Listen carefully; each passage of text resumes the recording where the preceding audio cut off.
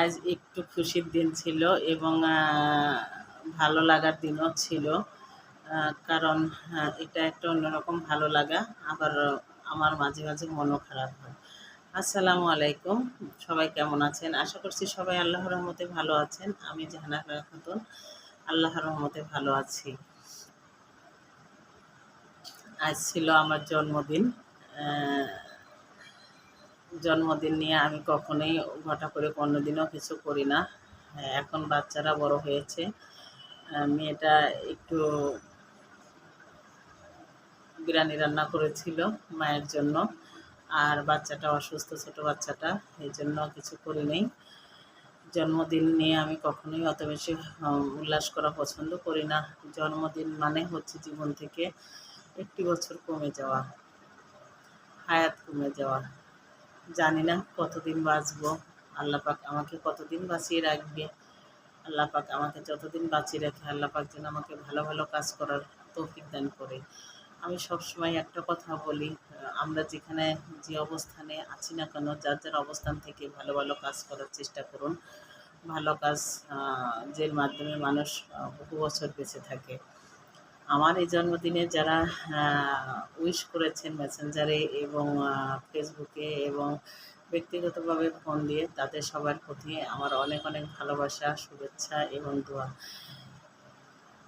পারিবারিক বন্ধন ছাড়াও আত্মার বন্ধন হচ্ছে বন্ধুত্বর বন্ধন। এই বন্ধুত্বর বন্ধন থেকে অনেকেই আমাকে শুভেচ্ছা জানিয়েছে, অনেক ভালোবাসা দিয়েছে। ফেসবুক থেকেও অনেক, অনেক ভালোবাসা দিয়েছে।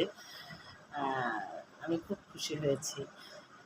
কারণ ভালোবাসা পাওয়াটাও একটা ভাগ্যর ব্যাপার।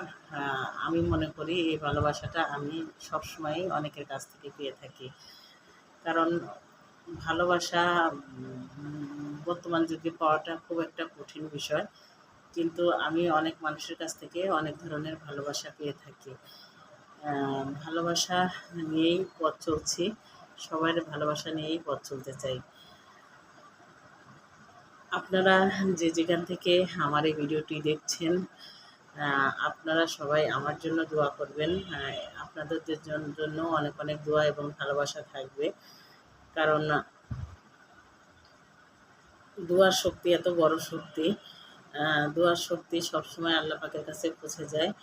আল্লাহ পাক যেন আ আবারও বলি, আমাকে ভালো, ভালো কাজ করার তৌফিক দান করেন।